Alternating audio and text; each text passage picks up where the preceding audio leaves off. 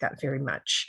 Okay, so first of all, before we kind of start to get to know each other a little bit, does anybody have any burning questions? I'm assuming that you were able to get into Canvas. Most, when I checked last night, it looked like most of you had been able to get in and get started. Some of you have already sent me your first email. Thank you very much. Is there anything that kind of has come up since last night or this morning where you have a particular burning question or problem that is of a general nature for the class? Is this a full credit class or half? The English 101 is 3 credits. So 3 credit hours. Okay, thank you. Okay. All right. Can I ask why you thought maybe it was a half credit? No, someone told me it was a half credit, so I just asked. Oh, no. Yeah. I mean, English 101, unless you're a dual enrolled student and maybe you're getting credit elsewhere also, but for the college level credit, it is 3 credit hours for English 101, 3 credit hours for English 102. That's an excellent question. Good. What else? So that picture you were talking about where you said people had already submitted it for like profile picture. How do we do that? Oh, okay. Yeah. So we can share that. Let me get something set up real quick. And I can share that with you. Okay. And let me share screen.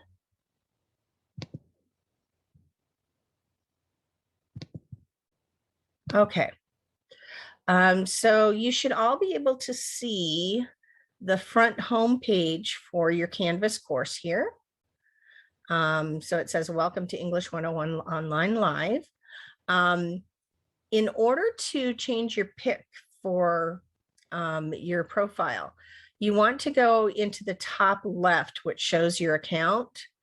And it might show a little bit differently for you as a student, but when I go into mine, then I can kind of click on here and I can go to my settings. And under my settings, I can go to my profile. I think is what I want to do. Yeah, there we go. And then when I go to my profile here, there's usually a place where you can put in a little bio and tell us about yourself if you want to. And then you see how when I go to my picture here, there's a little pencil icon that pops up. If you click on that, then you can change your profile picture. So you can click on upload a picture. And then you can just choose a picture that you have that's in your, in your phone or, going to, your computer files. You can take a picture. So if you want to take a picture of yourself at that time, you can do that through your webcam. This one is new from Gravatar. I don't know anything about this one, so play with that a little bit. Maybe there's something else interesting there. It looks like it has images or something. But you can choose another picture here, click on save, and then it will save that picture in the little circle there for you. So that's how you set that up.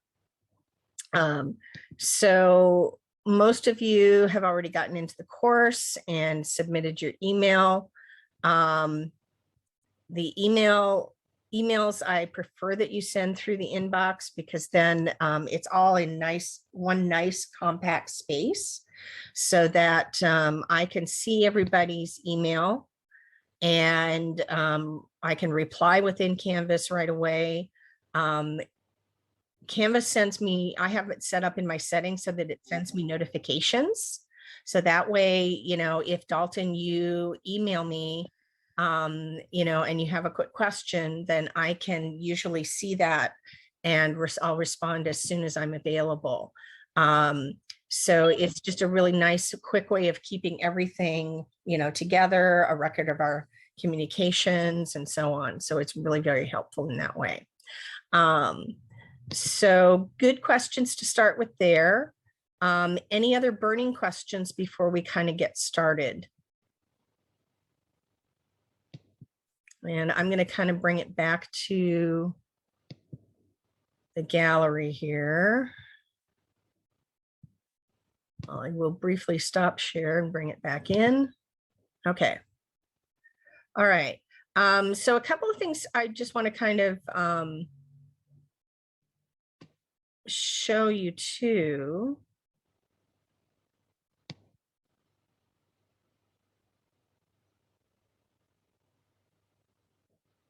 Okay.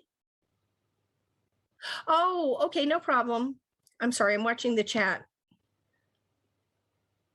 Yeah, no, sometimes that happens. So don't worry about that at all. Yeah, not a problem. Okay. Oh, I'm sorry. So yeah, if you were having some trouble getting in or you're trying to kind of troubleshoot today with your settings, a good place to go is on the South Mountain page.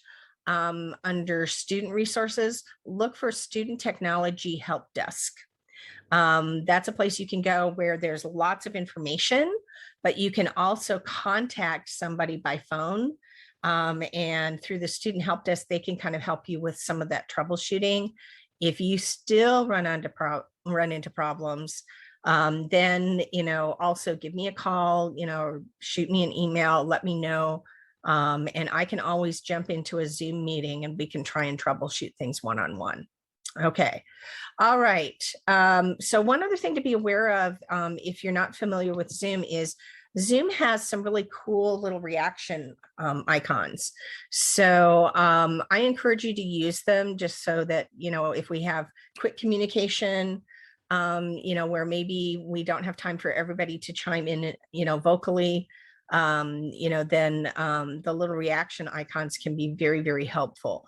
So for instance, if you have a question, there is a raised hand bar that you can click on. So if you look at your options and go to where it says reactions and pop that up, you can click on raise hand. So like right now I have my hand raised, and then let's say, okay, I'm done. So I'm going to lower my hand now. And then that just kind of alerts me that somebody has a question.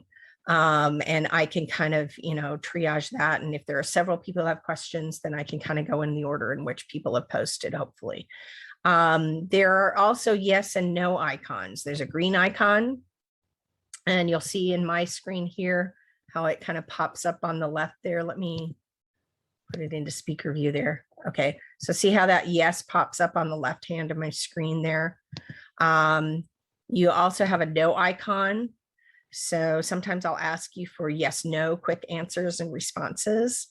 There are also some points that you can put up, like you can put slow down, like, hey, wait a minute, slow down, Dr. Smith, I have a question, or slow down, you're going too fast. I need to take notes. Speed up, like, okay, we're done, let's go on, right? Also, you can put something that says I'm away, like if you have to step away for a moment,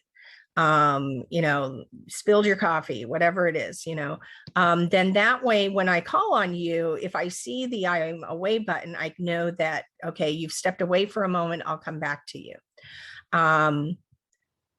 Other things, clapping is always cool. We clap and support each other, thumbs up. Laughing and crying, rolling on the floor, surprise, hearts, celebration. And then if you click on more, then there's a whole bunch of other ones that you can pick from too. So it just kind of helps in terms of just short communication and that kind of thing. So if we have something where I'm trying to do a poll and get the feel for what everybody is saying, then we get a response really quickly, and it helps us to move forward very quickly as well. A couple of other tips. You can choose a virtual background. So if you click on the little icon next to your video, there should be a link to choose virtual background, and you can upload backgrounds if you want to. So again, just kind of keep it tasteful so that I can still see your face and, all that good stuff.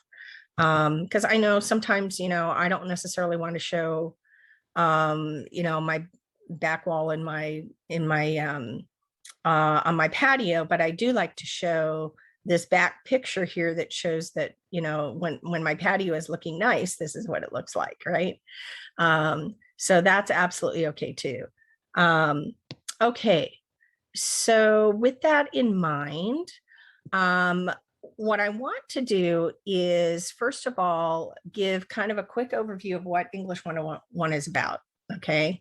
And I know you already know that, but let me just give kind of a quick short spiel and direct you to a couple of resources that are going to be helpful in class as you go through and get started. And then I'm going to put you guys into breakout rooms, and we're going to start talking a little bit about college level writing, personal writing, what your perceptions are of that. And that's going to be kind of our icebreaker for today, to start getting to know each other, but also to start kind of diving into the content for the course as well. So at this particular point in time, I'm going to set up to share screen again. If as I am sharing screen, you run into a problem, put a hand up, let me know. You can vocalize, unmute yourself and speak, as long as you take it one turn at a time. You can type into the chat mode, whatever is, easiest for you to communicate with me as we're going along. Okay. So if for some reason it freezes or you run into a problem there, let me know as well. Sometimes it will be on my end, sometimes it might be on your end. So we just try to kind of communicate with each other, just to kind of see what's going on. If for some reason something happens and, you get knocked out of the class, or we get knocked out or something like that, just sign back in again.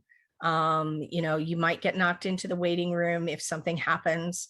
Just hang tight, and as soon as I'm able to get everybody back in, then we'll get everybody back in.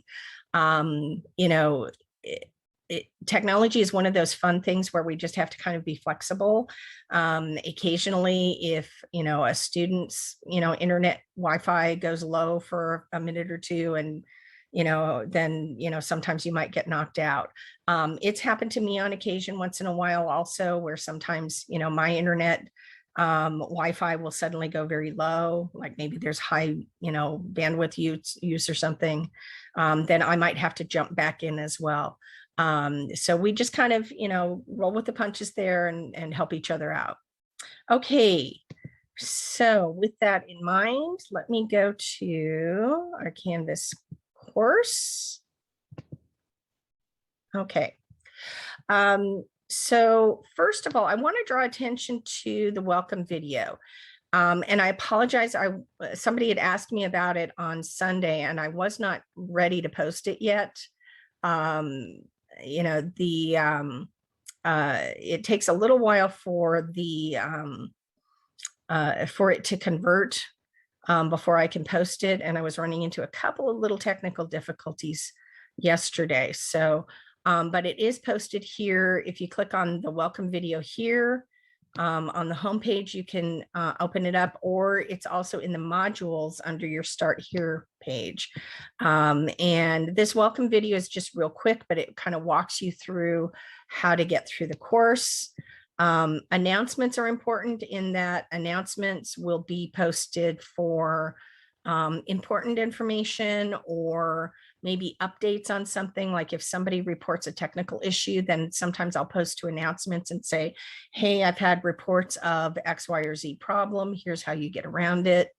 And then modules is the place that you will go for all of your content. So this particular course is set up so that you don't have to have a physical textbook to purchase. So everything that you use and encounter is accessible, free, and online through your Canvas course. So your Canvas course, you want to think about as this is your textbook. And it will be divided up, each learning module, I divide up into readings and content, and then actual activities that you have to engage in. So, treat it as your textbook. These are your readings, this is your content, these are your lessons, and then, your activities will be things that you will actually turn in and that have specific due dates. Other things to be aware of: how do you contact me? You can certainly leave a voicemail for me, and it will notify me to my email that somebody has called. But because I'm going to be mostly off campus this semester and telecommuting, email is usually the fastest way to get a hold of me. Drop in office hours. I will be posting within the next day or two. There will be multiple days during the week where I will be available and online in the Zoom medium. And you'll be able to go into my personal office hour.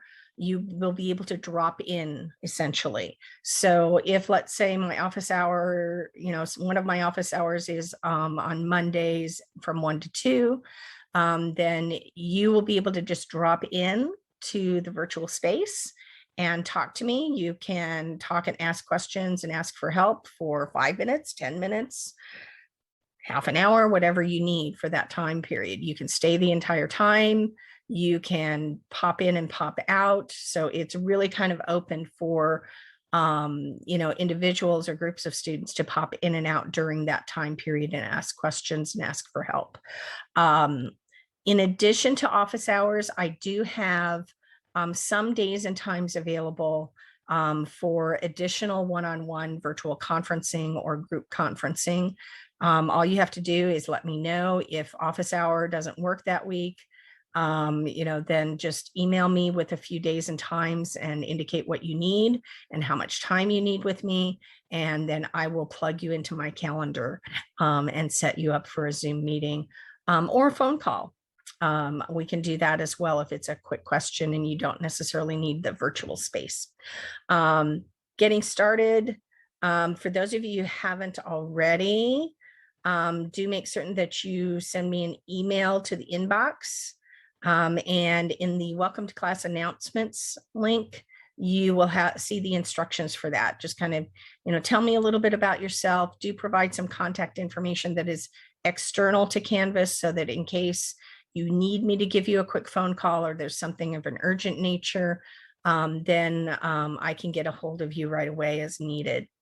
Pre-class info letter. This is helpful in that the first part tells you a little bit about just what's going on campus. So if you're taking classes on campus, everybody I think is probably aware now, you're going to have to wear a mask in class and indoors, socially distanced, that kind of thing.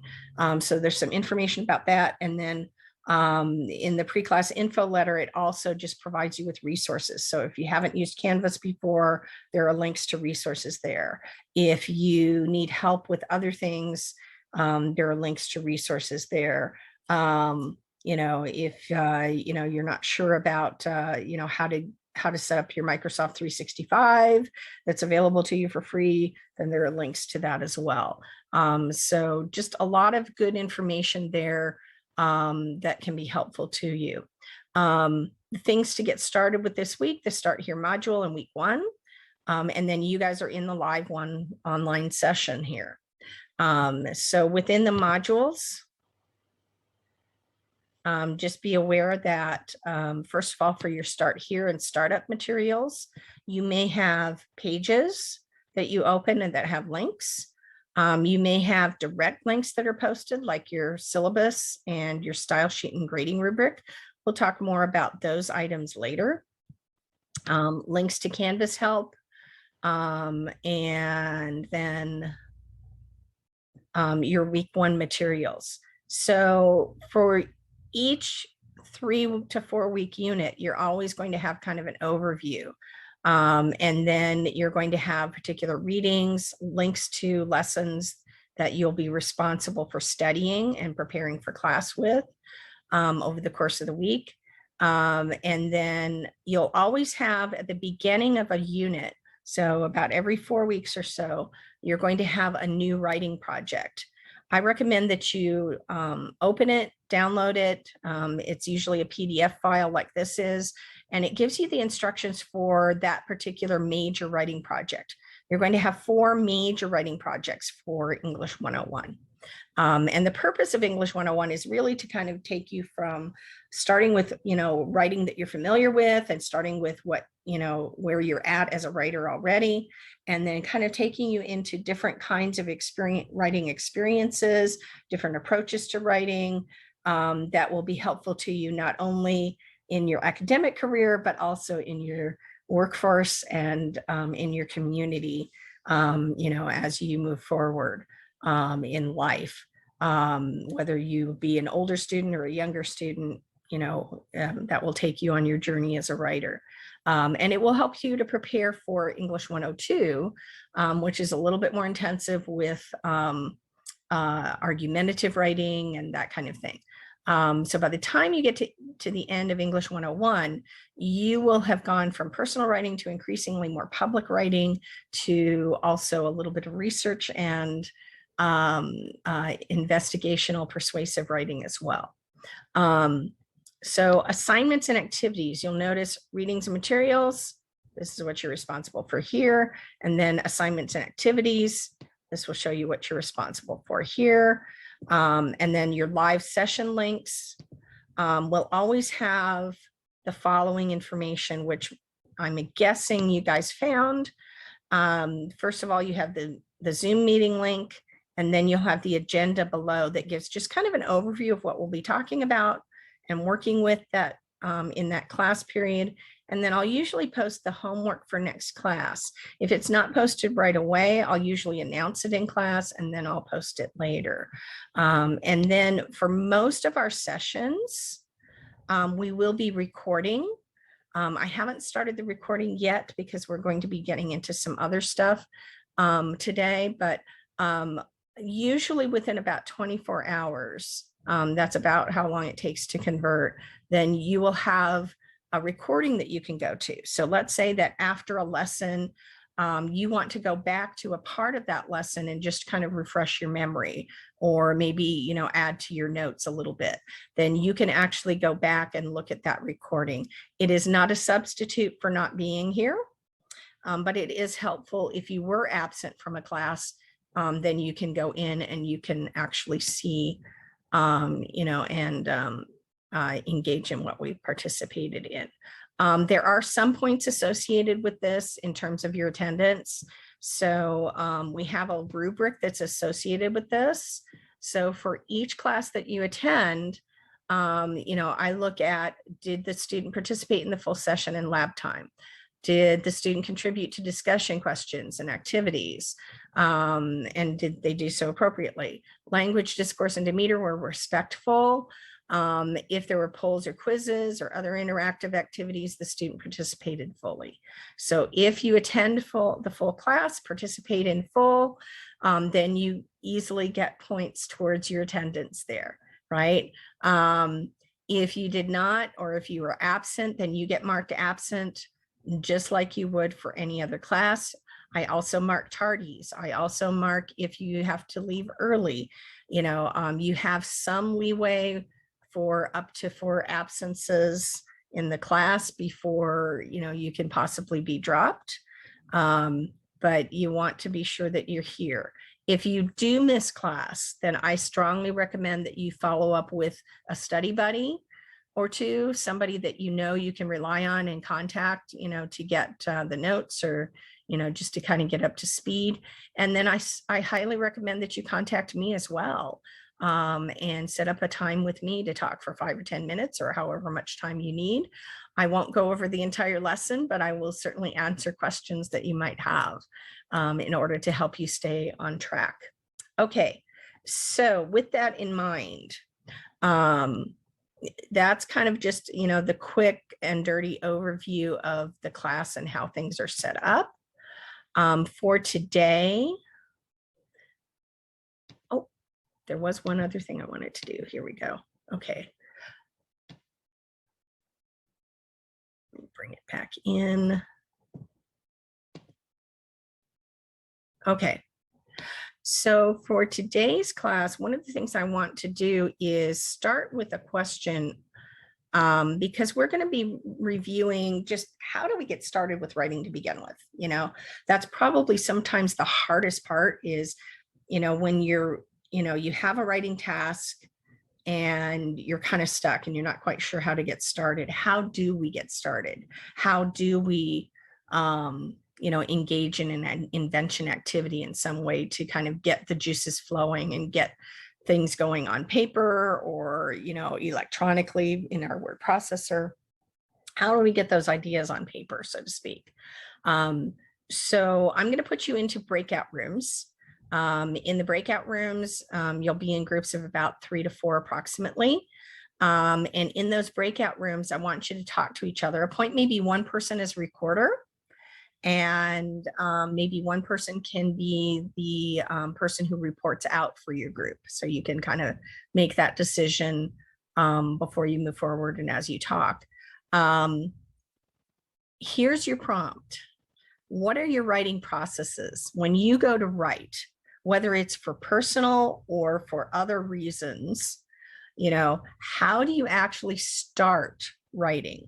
How do you start generating your ideas for writing? And I don't want the standard answers that, you expect me to expect from you as an instructor. I don't want you to say, well, my high school teacher told me to do X, Y, or Z. That's fine. You can share that. But what I'm more interested in is from your point of view with your own vocabulary, your own perspective, what is it that you actually do to get yourself started with writing? Where are the places that you get stuck, and then how do you get unstuck? Or what are some strategies that you've learned over the years that work? But then also, where are some places where, gosh, there are times when I just really don't know how to get started, and that's something that you can share within the group also. So you're going to have some time to talk to each other. And then I will usually kind of pop into the groups to see how things are going. And then we'll come back to the main group, and then we'll talk about what you've discovered from talking to each other. What do you guys have in common with your writing strategies? What are some things that you learned from talking to each other about your writing strategies? We'll kind of start from there. Okay. So any questions about the prompt? First of all, let me kind of come back here. Stop share. Let me go back to gallery view. Okay. So first of all, show either by yes or no reaction. Do we understand the prompt? Green icon for yes, X icon for no, I need more information. Okay, I see a thumbs up. I see green icons. Okay, all right, excellent, yay. All right, so looks like we're in good shape there.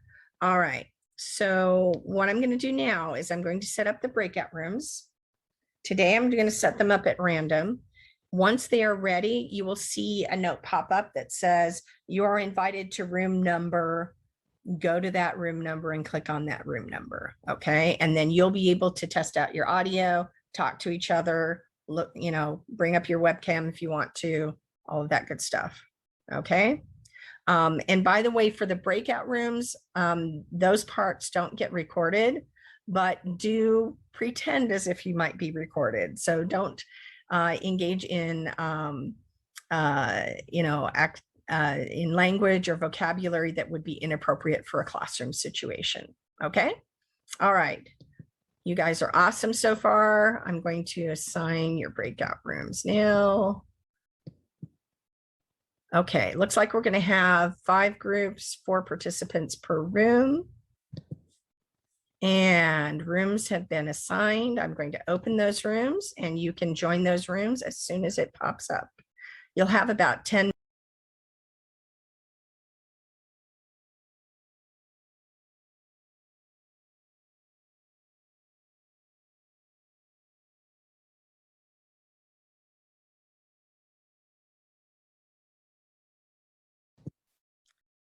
Okay, so welcome back, everyone. So I hope that went well. That was just kind of a taste of, the breakout room situation. And, sometimes you guys will spend more time in breakout room when you're workshopping. Sometimes we will, be engaging in some other kinds of activities, journaling and then talking to each other and sharing before we share out with main group, that kind of thing. And then sometimes I'll put you into breakout rooms for workshop time too, when we're workshopping papers. So it's a really good resource and something that kind of helps to recreate the classroom situation where instead of going from group to group in the physical classroom, then I as your instructor will kind of go from group to group within your virtual groups, to check in, see how you're doing, answer questions, that kind of thing. Okay, so we have rooms 1 through 5, I believe, who presented to or who are ready to present. So is there a particular group that wants to go first? The goal would be to have your spokesperson or spokespersons talk about and share just, what was your response to the prompt? How do you get started with writing? And that can be everything from, gosh, I don't know, to gosh, here's what I try, but sometimes it doesn't work, to here's what, always works for me. Just, whatever, has come to mind and has happened in your group. You may find that everybody in your group kind of, approaches things the same way, but then you may also find that within your group, different students, approach their writing in different ways. So that can be something to kind of capture and talk about as well. All right, so volunteers first. Who would like to go first for their group? I was group 5, but so pretty much like my group said, a lot of them will do a rough draft, and they'll one of them said like they'll brainstorm before they do the rough draft, and then do that rough draft, they'll revise it multiple times, just to make sure everything's good.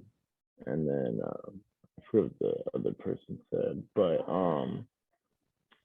pretty much write the final draft after that. But I forgot what the other person said. Someone had more to say, but I forgot. Okay. In group 5, was there anything else that you want to share? Dalton said that, he kind of captured what he remembered. Adriana, Daniel, Khalid, was there anything else that you wanted to share? If so, go right ahead. Okay, I got my mic to work, so that's pretty good. But I'm not sure if if it's like a good thing, but personally, whenever I write like a paper, like I'll just have like thoughts, right? Like I'll be thinking about like what I want to write, and then I just start writing it down, But then it's all messy and it's all over the place, Like now I have this big paper that just it's just all over the place, And then I gotta work it down and make it not trash. That's how I do it. Yeah. So that's a good point. So out of your group, we kind of got some different sharing. One was, like kind of at the rough draft stage. You start the rough draft, you get those ideas down at the rough draft stage, and then you start revising and polishing, right? So that's a part of your writing process. But what I'm really happy to hear also is, Khalid, you're kind of sharing kind of that invention standpoint of how we get started. So that's really helpful. We start with our thoughts, right? Whatever the prompt might be, or whatever our thoughts might be, or, whatever it is that, our purpose is for writing, sometimes we know that purpose right away. Sometimes we sit down and we don't know what our purpose is yet, but we know that we want to write about something. The thoughts are what starts. Yeah. So what I'm hoping is that maybe we can talk a little bit more about that stage in particular, of how do we get from idea and thought, and how do we get those ideas on paper? And then, as Khalid said, sometimes it looks really messy at first. That's part of the process too, right? There seems to be kind of like this magical expectation that, good writers get everything down perfect the first time. Dispel that myth right now. Let's just dispel that. That isn't what happens. Sometimes, you may have a really good thought in your head, and you think it through, and everything is there in your head, and it comes right down onto the paper. That may happen on occasion. But most of the time we struggle with it a little bit. We kind of go through a process of, trial and error, and trying to think about things, and maybe talking about what we want to write about with others first before it gets down on paper in some way. And it doesn't usually go from idea to draft right away either. As Khalid said, sometimes it's just a matter of getting those thoughts down in a messy form first. So let's kind of, focus a lot on that part of it too, as we're sharing here. Good job. Thank you. Anybody else from room 5? Thank you, Khalid. Thank you, Dalton. Okay, let's move on to another group. We'll take volunteers first. If you want to put up a hand or just go ahead and start talking. Otherwise, I'll choose.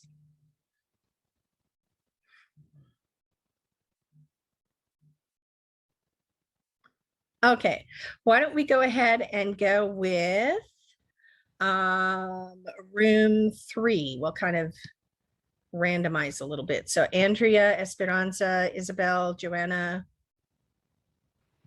Okay, who's your spokesperson? Go ahead. Hi, Isabel. Hi.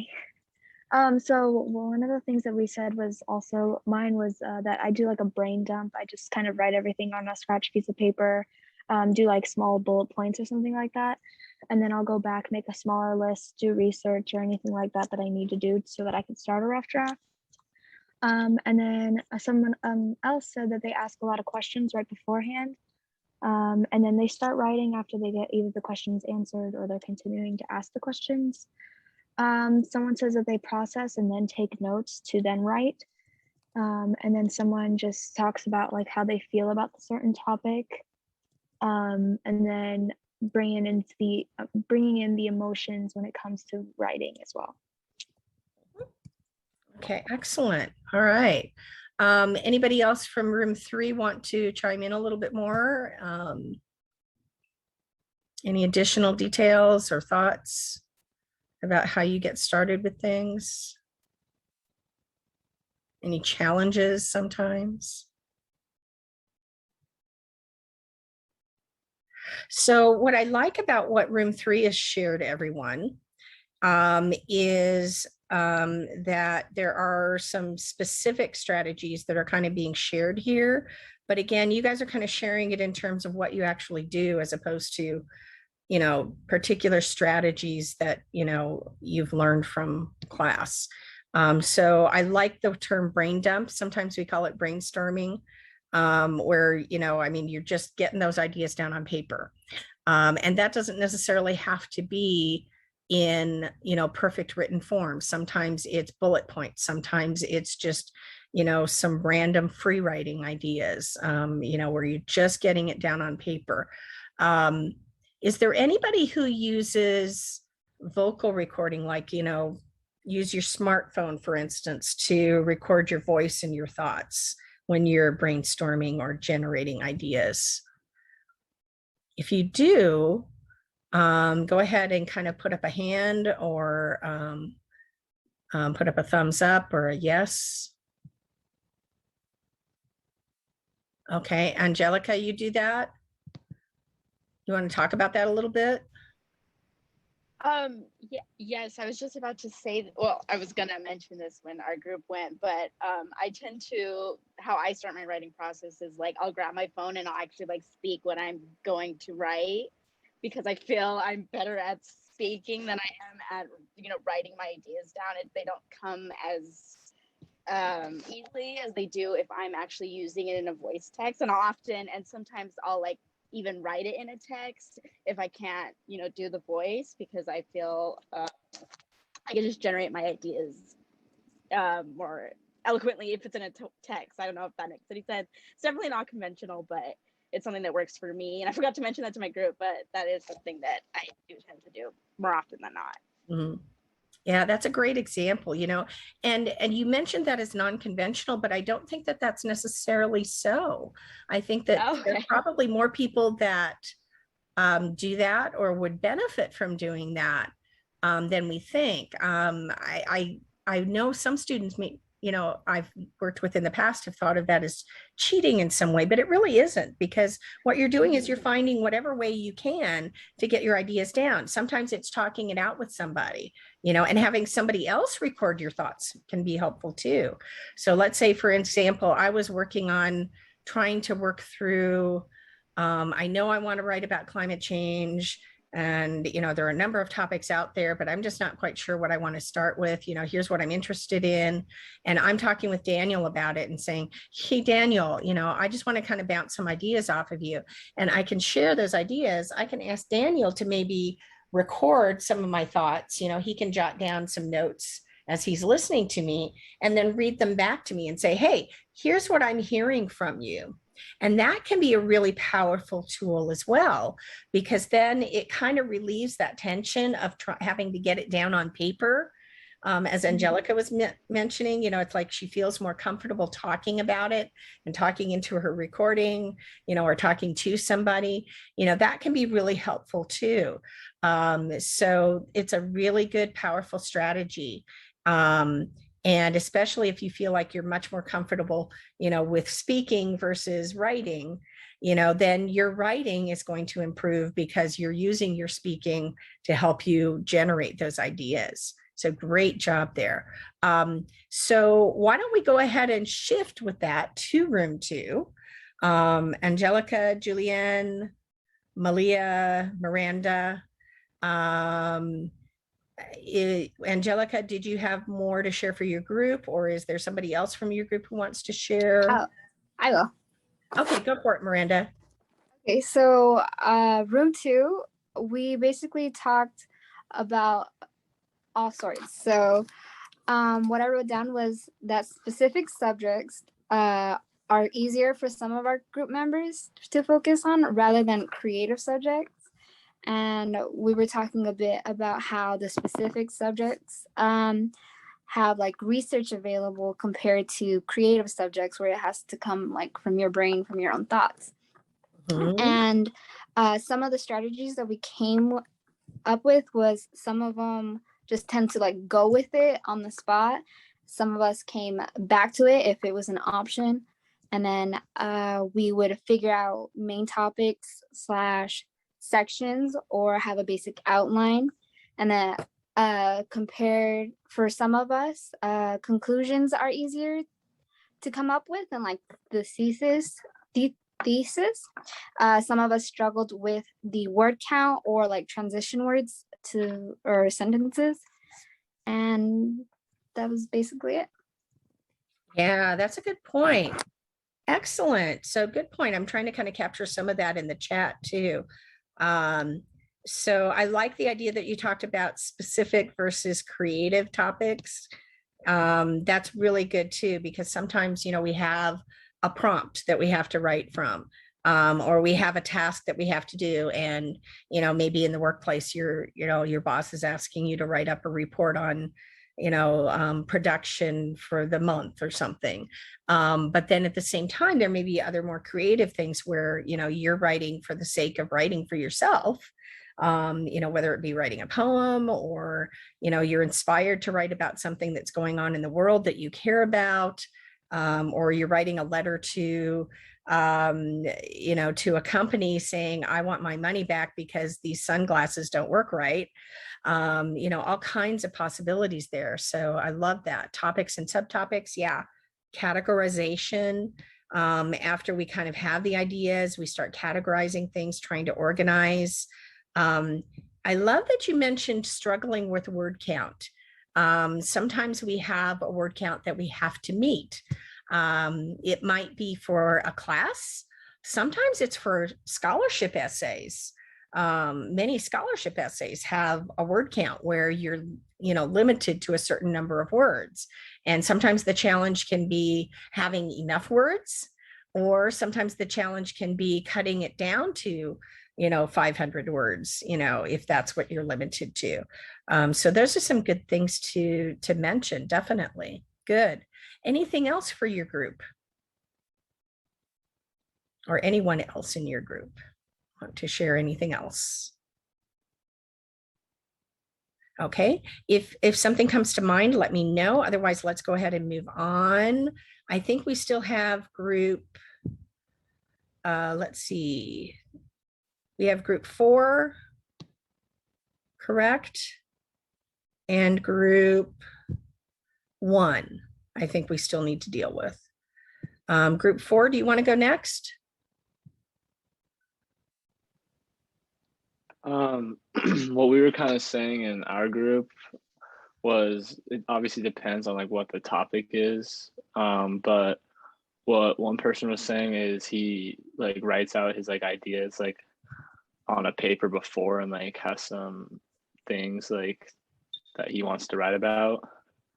And then what I was saying was I always like read it aloud like after I write an outline to like make sure like I didn't like miss any words or like just like misspelled stuff or that doesn't sound right. Mm-hmm. Like that's about it though. Okay, excellent. So all good points there as well. Reading aloud when you get to that point to check for, grammar or typos, things like that. Jotting down ideas in general in order to get to what are the possibilities for what I want to write about, and then starting to generate ideas from there. Very good. And then invention depends on the topic. Absolutely, it does. The process that you choose for generating ideas can be very different depending upon what your task is and what your goal is. If your goal is to conduct some research and then figure out what you want to talk about, then there may be some other steps involved before you even get started.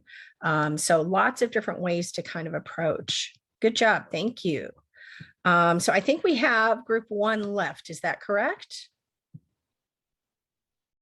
That would be Andres, Emily, Jace, and help me with the pronunciation again. Milkias? Milkias. Milkias. Okay. Keep telling me, I'll get it right. Milkias. Okay. So who is your spokesperson for your group? Or do you have multiple spokespersons? Yeah, I don't think we have just one, but we're just all going to share. Okay, awesome. For me, I feel like I don't really have a process. I just kind of go with it. I feel like I do best whenever I'm not thinking so hard. Okay.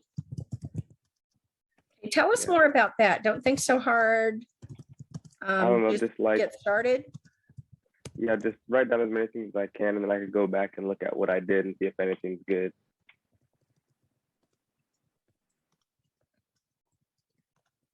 Okay, write down as much as you can and then go back. Okay. Anything else from your group? For me, I just write whatever is in my mind and summarize it at the end. Write what comes to mind and summarize at end. So kind of rework it as you go. Okay, Milkias. Anybody else in your group? For me, I don't really have a process. I struggle like finding motivation to do anything until the due date is like right there. And then the stress kind of invokes ideas, and I don't really write anything down. I kind of just pick the best idea in my head, and then that's what it is. So I've never really had like a process. I've just always written like that. And honestly, that's when I do my best work. So yes. Okay. Yeah, I hope that Thank you, Emily. I hope that we'll be able to talk about that aspect of things a little bit more too as we go along. Motivation for writing is something that definitely, can impact what we do and how we approach our writing. There may be some things or some tasks that we feel more motivated to write about than for others. And how we get past that motivation issue is something that, we can talk about a little bit more as we go along. And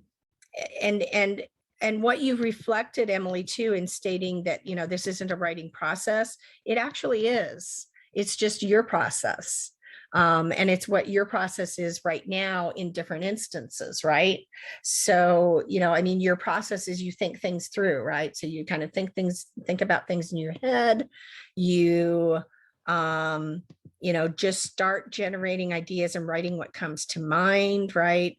And the mention about, the closer it gets to a due date. So we're talking about tasks that you have to do probably versus tasks that are, writing tasks that you originate because you want to write, right?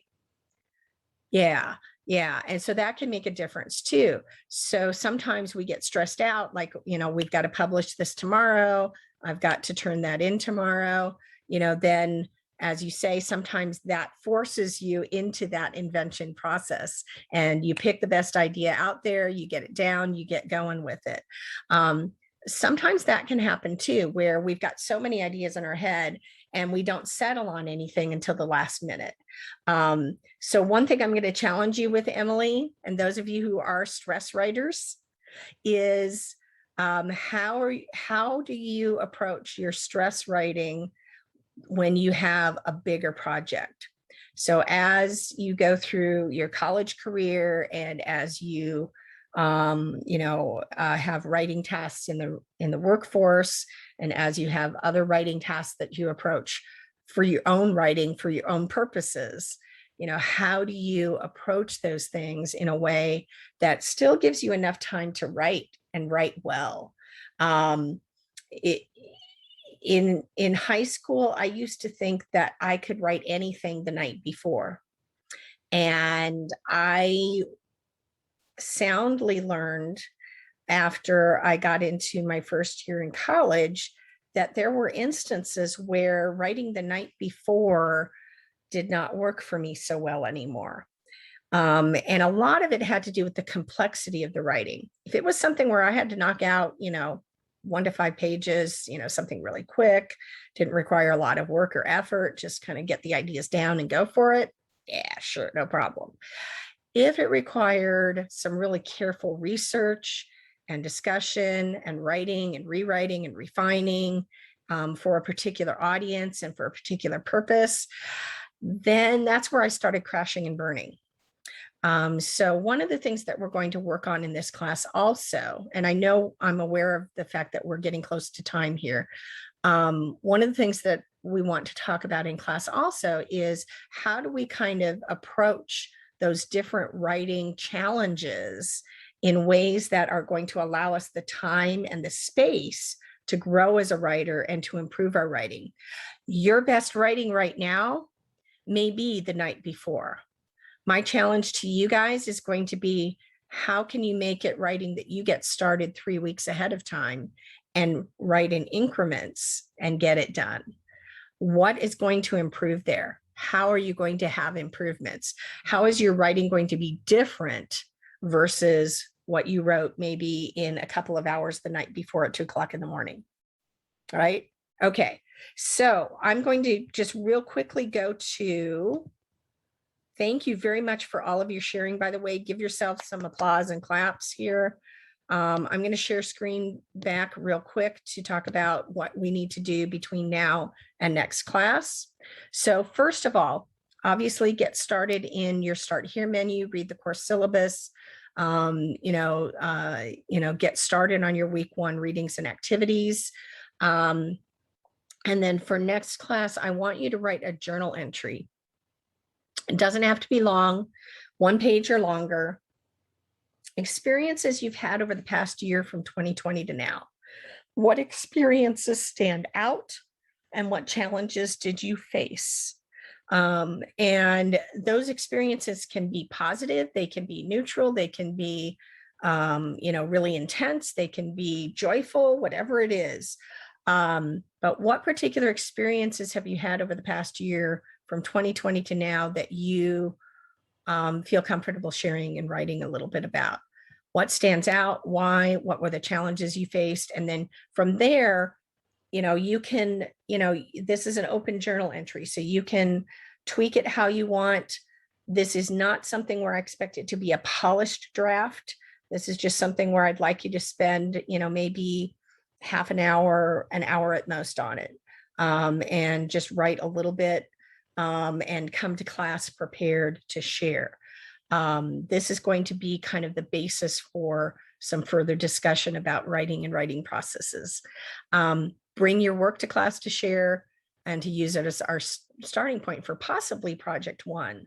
So this is going to be kind of our lead off there. Okay, with that, I am going to stop sharing. I'm going to come back to the main group here. And at this particular point in time, I'm going to turn off the recording.